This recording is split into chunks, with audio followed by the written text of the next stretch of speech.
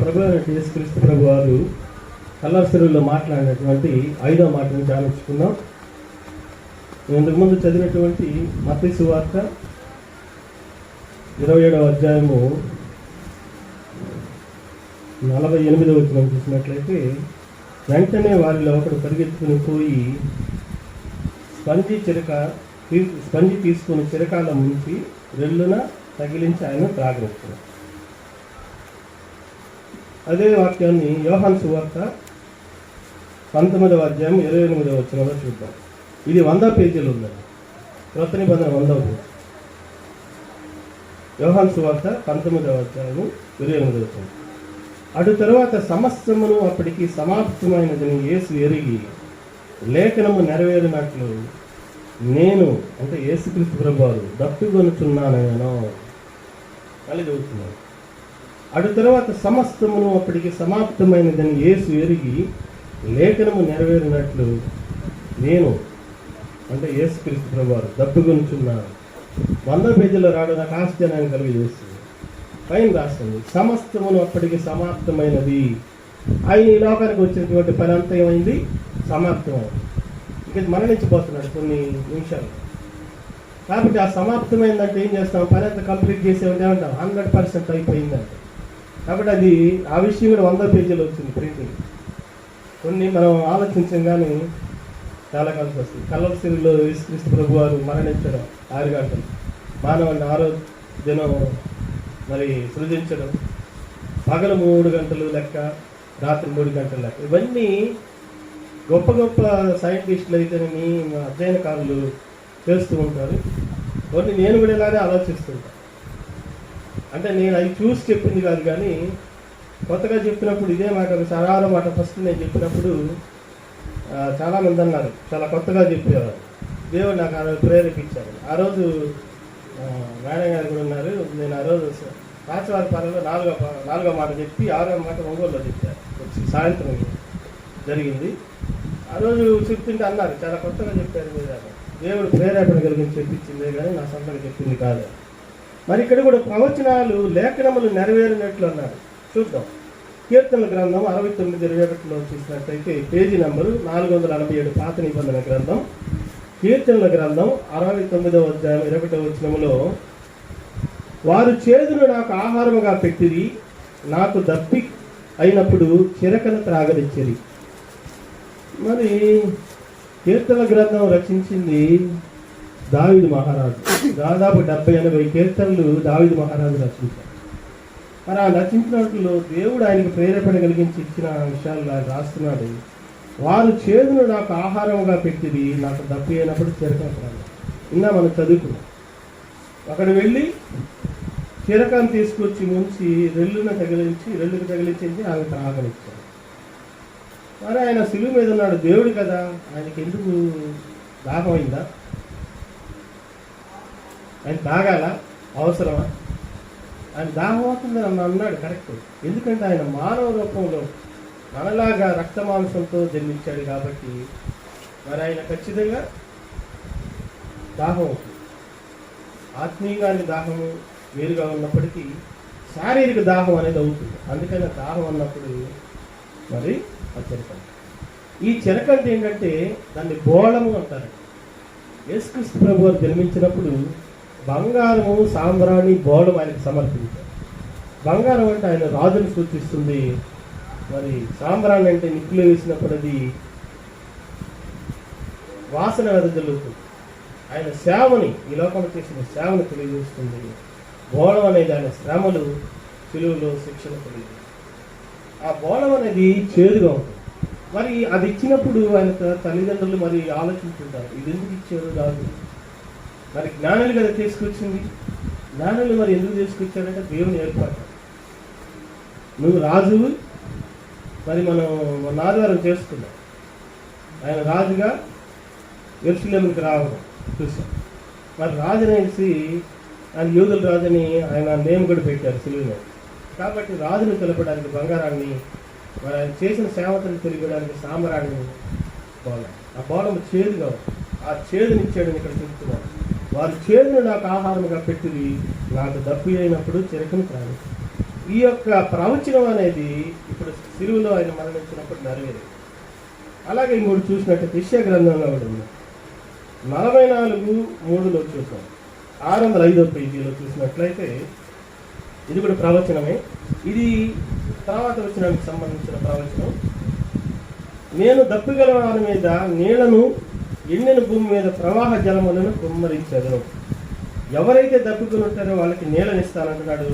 ఎండిపోయిన భూమి మీద ప్రవాహ జలములు. ఎండిపోయిన భూమి కొద్దిగా నీళ్ళు ఇస్తే ఏమైందండి? తాగేస్తారు. మరి ఎండిన భూమి మీద ఎక్కువ నీళ్ళు కావాలంటే ఏం చేయాలి? ప్రవాహ జలాలు కావాలి, ఎక్కువ కావాలి. దప్పికైన వాళ్ళకి కొంచెం నీళ్ళు తాగితే సరిపోతుంది. ఇప్పుడు నేను దప్పిక పోయింది, కొంచెం నీళ్ళు వేసుకున్నాను సరిపోతుంది. మరి అసలు పూర్తిగా ఎండిపోయినాడికి ఏం కావాలి? ఒక బాటిల్ పట్టేస్తారు. అలాగనమాట. కాబట్టి ఎండిపోయిన భూమికి ప్రవాహ జలం. ఈ యొక్క ప్రవచనం కూడా నెరవేరుతుంది చూద్దాం. మరి ఇదే విషయాన్ని మత్తయి సువార్త 27 ఇప్పుడు మనం చదువుకున్నాం. 27:48 వెంటనే వారిలో ఒకడు పరిగెత్తుకుని పోయి స్పంజి తీసుకొని చిరకాలం నుంచి రెల్లును తగిలించడానికి ప్రారంభించాడు. ఈ వచనం ద్వారా ఈ యొక్క ప్రవచనం కీర్తన గ్రంథంలో ఉన్న ప్రవచనం నెరవేరింది. అయితే ఇప్పటి వరకు మనం చూసిన యొక్క ఈ విషయాలన్నీ శారీరక దాహాన్ని, దప్పికని తెలియజేస్తుంది.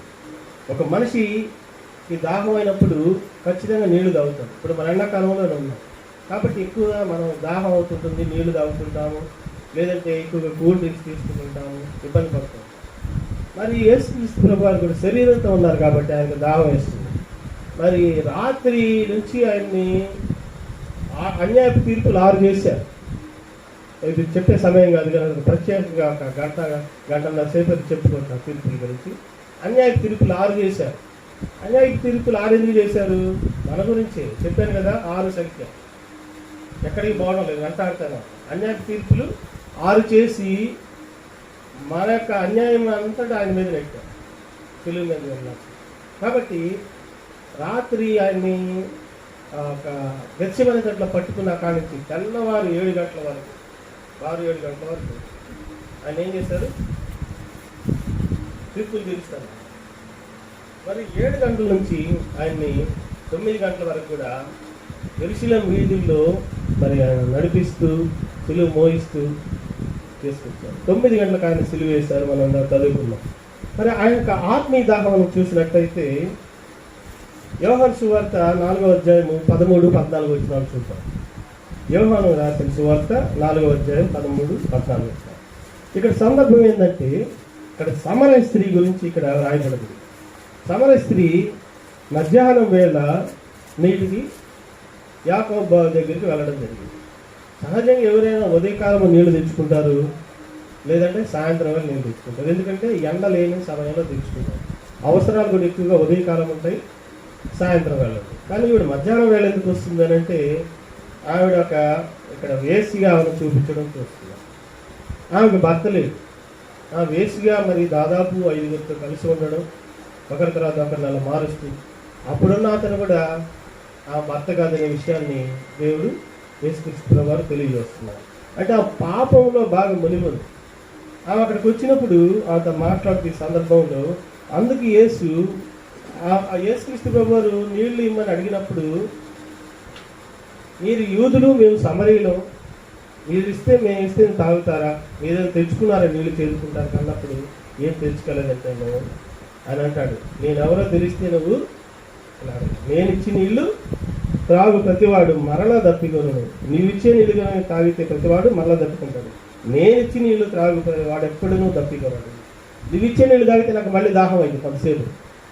అలా కాకుండా నేను ఇచ్చే నీళ్ళు కానీ తాగితే మళ్ళీ దప్పుకోడు. నేను వానికి ఇచ్చిన నీళ్లు నిత్య జీవనముకే వారిలో ఊరిని నీటి బొగ్గగా ఉండనని ఆమెతో చెప్పాను.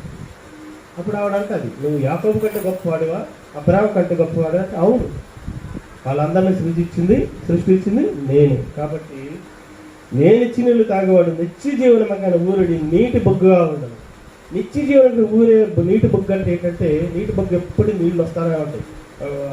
చిన్న అంటే గొట్టం ఉందనుకోండి, గొట్టం నుంచి నీళ్లు ఉడికి చుట్టూ పారుతూ ఉంటాయి. అది ఆగదు, ఎప్పుడు వస్తారా. ఇట్లాంటిది మనము ప్రస్తుతం చూడాలంటే ఆగకుండా వచ్చేది ఎరుకోలో ఉంది. ఎరుకో పట్టణం శాపగ్రస్తమైన పట్టణం అయినప్పటికీ అక్కడ మరి ఎలీషా ప్రవక్త గారు, ఏలియా గారు వాళ్ళు ఉన్న సమయంలో అక్కడ ఆయన ఒక కొమ్మను నరికి అక్కడ వేసినప్పుడు నీళ్లు చేదుగా ఉన్నప్పుడు ఆ నీళ్లు తీపిగా మార్చబడ్డాయి. అది ఈ రోజు కూడా ఎలా ఉందంటే నీటి బొగ్గగా ఉంది. మరి యెరూషలేముకు కావాల్సిన మంచినీళ్ళు, ఎరుకకు కావాల్సిన మంచినీళ్ళు కావాలంటే అక్కడి నుంచే పట్టుకెళ్తారు. అది నేను వీడియోలో కూడా చూశాను. వీడియో ఒకటి అక్కడ చూశాను. ఎప్పుడు నీళ్లు ఉబ్బుతూనే ఉంటాయి. మరి దేవుని సేవకులు దేవుడి యొక్క ఆత్మతో చేసిన కార్యము ఈ రోజు వరకు కూడా ఎరుకకి కావాల్సిన మంచినీళ్ళని అందిస్తుంది. అలాగా మరి నేనిచ్చి నీళ్లు తాగేవాడి నీటి బొగ్గుగా, ఊరిడి నీటి బొగ్గుగా ఉండడం అంటే ఇది బాహ్యంగా మనం ఆలోచించడం కాదు, కానీ ఆత్మలో అలాగే తపన ఉంటుంది. నేను ఎక్కువ వాక్యం చెప్పాలి, అనేకులకు వాక్యం చెప్పాలి, అనేకులను రక్షించాలి అనే తపన ఎవరైతే రక్షణ పడతారో వాళ్ళకి ఉంటారు. నేను రక్షింపబడ్డాను, అవతల వాళ్ళు కూడా రక్షింపడాలి, ఎవరు నశించడం దేవుడికి. అందుకే చెప్తారు కదా మరి లోకాసువార్త 15వ అధ్యాయంలో 99 గొర్రెలను విడిచిపెట్టి ఒక గొర్రె కోసం ఎందుకు వెళ్ళాడు? ఆ ఒక్క గొర్రె నశించడం ఇష్టం. ఆ గొర్రెల ప్లేస్లో మనల్ని పెట్టుకోవాలి. ఆ ఒక్క వ్యక్తి నువ్వే కావచ్చు, నేనే కావచ్చు. మరి ఆ ఒక్క వ్యక్తి నువ్వే నేనైతే మనం నశించడం ఇష్టం లేదు, నరకంలో పడ్డ ఇష్టం లేదు. కాబట్టి 99 రక్షణ పడ్డాయి వాటి విడిచిపెట్టి నశించిపోయే ఒక్క గొర్రె కోసం మారు మనసు పొందు ఒక పాప విషయమై పరలోకమందు ఎక్కువ సంతోషము కలుగును.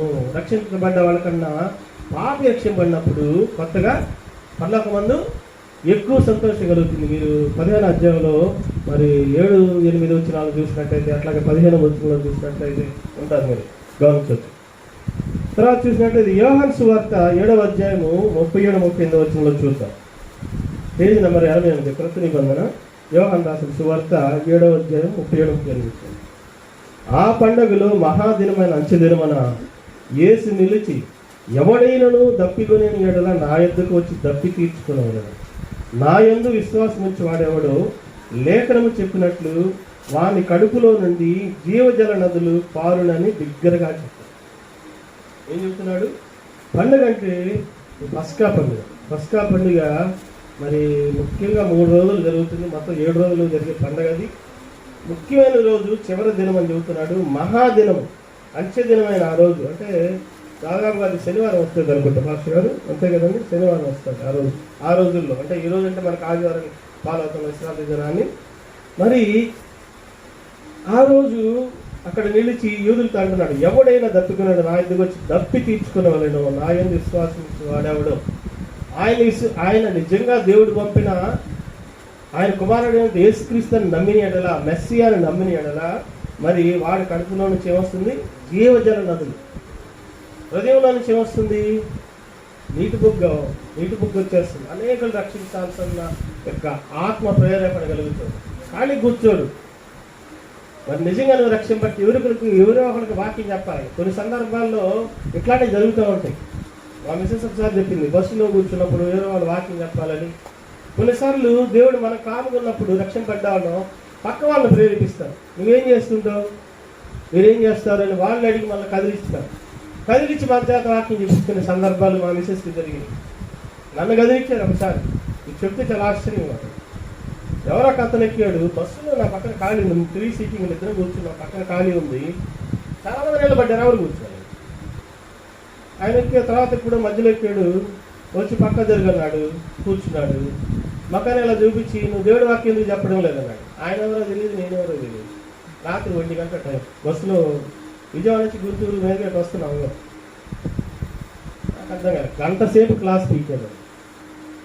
నాకు సహజంగా ఎవరైనా కొంచెం ఎక్కువగా విసిగిస్తే కోపం వచ్చింది. నాకు రాలా, మా మిస్సెస్కి రాలా. గంట సేపు ఇద్దరు భరించాం, ఎందుకో తెలియదు. దేవుడు అటువంటి మనసు ఇచ్చాం. చక్కగా సేవ చేయొచ్చు కదా, దేవుని ప్రేరేపణ. ఆయన ఒక ఎస్టీలో పుట్టి సచివాలయంలో పెద్ద ఆఫీసర్ అంట, మారు మనసు పొంది రక్షింపబడి ప్రతి ఆదివారం వచ్చి మహబూబ్ నగర్ జిల్లాలో వాక్యాలు ప్రకటించి ఆదివారం వెళ్తాడు. ఆ రోజు ఒక పెళ్లి చేయడానికి వస్తూ ఉన్నాడంట. ఆ రోజు ఆ పెళ్లికి సంబంధించిన వాళ్ళు కూడా బస్సులు ఆ పక్కన కూర్చోడానికి చూపించారు. చూడండి వాళ్ళకి ఎంత ఆత్మ ప్రేరేపణ చూడండి.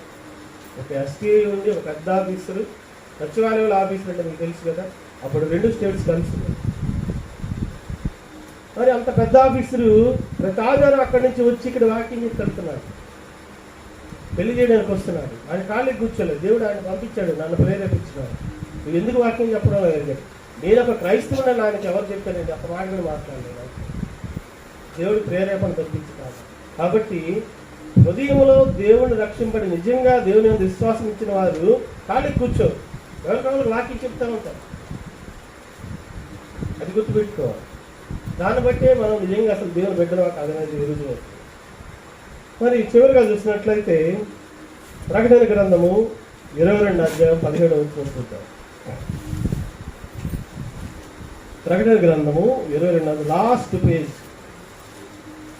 ఆత్మీయ పెండ్లి కుమార్తెయు రమ్మని చెప్పుచున్నాడు, వినువాడును రమ్ము అని చెప్పవలను. దప్పిగొని వారిని రానిమ్ము, నిశ్చయించు వారిని జీవజలమును ఉచితముగా పుచ్చుకుననిమ్ము. ఉచితముగా పుచ్చుకుననిమ్ము, జీవజలమును ఉచితముగా. దేవుడు మనకి వాక్యాన్ని ఉచితంగా ప్రకటించినప్పుడు మనం కూడా ఉచితంగా ప్రకటించాలండి. శిష్యుల్ని సేవకు పంపించేటప్పుడు ఆయన ఎన్నోసార్లు మీరు ఉచితంగా పొందుతుని ఉచితంగా ఈడని పంపించారు. మీరు వెళ్ళేటప్పుడు ఏం తీసుకొని వెళ్ళద్దు, మంచి ఇవన్నీ జస్ట్ ఒక జత బట్టలతో వెళ్ళండి. అవసరం అయితే మిమ్మల్ని అక్కడ ఉండనిస్తే వాళ్ళకి శుభమని చెప్పి ఉండండి, వాకింగ్ చెప్పండి. లేదంటే మీ పాద దులిపేసి తిరిగి వెనక్కి వచ్చేసేయండి అన్న. ఆ శాపం వాళ్ళ మీద వెళ్తుంది. కాబట్టి మనం ఎక్కడికి వెళ్ళినా కానీ దేవుడి వాక్యాన్ని చెప్పడానికి వస్తున్నాం. అందుకే ప్రకటన గ్రంథం అంటున్నాడు, ఆత్మ పెండ్లి కుమార్తెయు. ఎవరు పెండ్లి కుమార్తె అంటే ఎవరు? సంఘము. రమ్మని చెప్పవలన, వినువాడును రమ్మని చెప్పాలి. దప్పిగొనిన వారిని రానిమ్ము. ఎవరైతే దప్పిగొనున్నారో వాక్యం ఎడల దప్పిగొనిన వాళ్ళని, ఇచ్చించు వారిని, అంటే కోరిక ఇచ్చించని కోరిక కలిగిన వారిని జీవజలమును ఉచితముగా పుచ్చుకొననిమ్ము. మరి ఇక్కడ దేవుడు సమరయ స్త్రీ విషయంలో మనం గమనించినట్లయితే శిష్యులను ఆహారం తీసుకుని మనం పంపించారు. పంపించిన తర్వాత ఆమె రక్షించినప్పుడు ఆమె ఎప్పుడైతే మెస్సియా తెలుసుకుని ఊరిలోకి వెళ్ళి అందరిని పిలుచుకొని వచ్చిందో ఆ ఊరిలో 2 రోజుల నుండి వాక్యాలు పంపి ఈ శిష్యులు వచ్చి ఆహారం పంటుంటే మీకు తెలియని ఆహారం నా దగ్గర ఉందన్నారు. వాళ్ళు ఏమనుకున్నారు? శారీరకంగా ఆవిడేమైనా తీసుకొచ్చి పెట్టిందో, ఊళ్ళో వాళ్ళు తీసుకొచ్చి పెట్టారో తిన్నాడే వాళ్ళు. కానీ మీకు తెలియని ఆహారం అంటే ఏంటి? ఒక పాపి రక్షింపడుతుంటే అదే ఆహారం, సేవకులు రక్షింపడుతుంటే అదే ఆహారం. శారీరకమైన ఆహారం కొరకు ఎదురు చూసేవాళ్ళు కాదు, ఆత్మీయ ఆహారం కాదు. కాబట్టి ఇక్కడ కల్వరి శిలువలో కూడా దేవుడు 2 యొక్క శారీరక ఒక మానవుడిగా జన్మించాడు కాబట్టి శారీరక దప్పిక దాహాన్ని కలిగి ఉన్నాడు. రెండోది ఆ చెరకును ఆయన యొక్క పుట్టుకున్నప్పుడే ఆయన్ని బౌలం ద్వారా తెలియజేశారు కాబట్టి ఆ చెరకాన్ని తీసుకోవడం జరిగింది. రెండోది ఆ చెరకాన్ని ఆయన చేదుగా ఉందని తీసుకోకుండా వద్దని చెప్పేసి అంటున్నాడు. అది తీసుకుంటే మత్తు వస్తుంది. ఆ మత్తు కానీ వచ్చినప్పుడు ఈయన పడే శ్రమలు తెలియకుండా ఉంటాయి ఆయన. అందుకని ఆయన పుచ్చుకోలేదు. చోట రాస్తాడు, ఆయన పుచ్చుకోలేదు అని రాస్తాడు. ఎందుకని? పుచ్చుకుంటే పడే శ్రమలు తెలియవు. ఆయన శరీరానికి ఆ బాధలు తెలుస్తానే అనుభవించాలి శిక్షణ. అందుకోసం ఆయన పుచ్చుకోలేదు. అది నోటికంటే మీరు ఫిలిం కూడా చూస్తున్నారు, పక్కకి ఇలా తిప్పేస్తారు. కాబట్టి ఆయన శారీరక. రెండోది ఆత్మీయ దాహం అంటే ఇది. మరి నన్ను కూడా ఆయన ఏం చెప్తున్నాడంటే, నీవు రక్షింపబడ్డావా? ఖచ్చితంగా ఈ పనులు ఇతరులకు చెప్పు. వాళ్ళకి చెప్పాను కదా, వాళ్ళు ఇష్టమైన యాక్సెప్ట్ చేస్తే ఏం చెప్పాడు? పాత్రలు వదిలేసి వచ్చేసే అంగీకరిస్తే అక్కడ వాళ్ళకి కుటుంబానికి వాళ్ళకి శుభమని చెప్పండి. అందుకే అంటున్నాడు లాస్ట్ విషయంలో, ఇచ్చించి వాళ్ళని జీవజనం ఉచితంగా పుచ్చుకున్నాను. దప్పికొని రాని ఎవరైతే దాహంతో ఉన్నారో వాళ్ళకి చెప్పండి. ఇష్టం లేని వాళ్ళకి వదిలేండి. బలవంతంగా వద్దదు. మన మీద మత మార్పిడలు కానీ ఇట్లాంటివి ఏమి రాకూడదు. కాబట్టి ఇష్టమైన వాళ్ళకే చెబుదాం.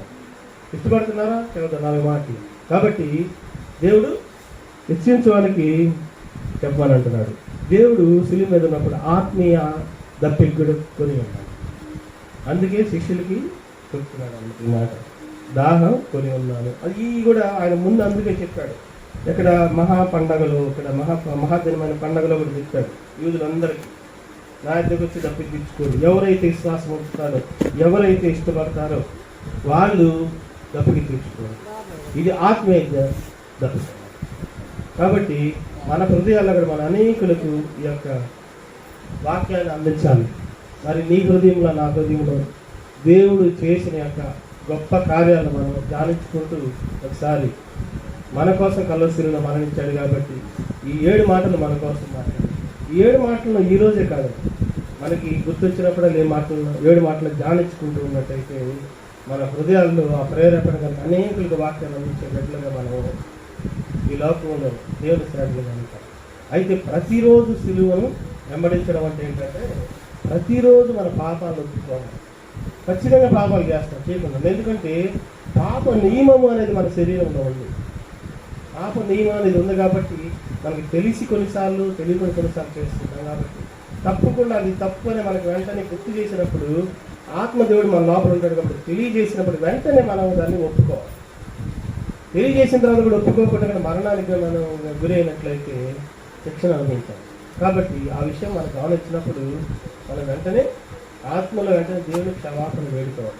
రాత్రి ఖచ్చితంగా మనం ఆ రోజు దినం చేసిన పాపాలన్నీ ఒప్పుకొని ప్రతి దినము సిలువను వెంబడిస్తూ మన జీవితాన్ని కొనసాగించాలని కోరుకుంటూ నాకు అవకాశం ఇచ్చినటువంటి మాస్టర్ రమేష్ గారికి, అలాగే యాస్మిన్ గారికి, సంఘానికి, సీఎం ప్రార్థన సంఘానికి ధన్యవాదాలు తెలియజేసుకుంటూ ముగిస్తాను.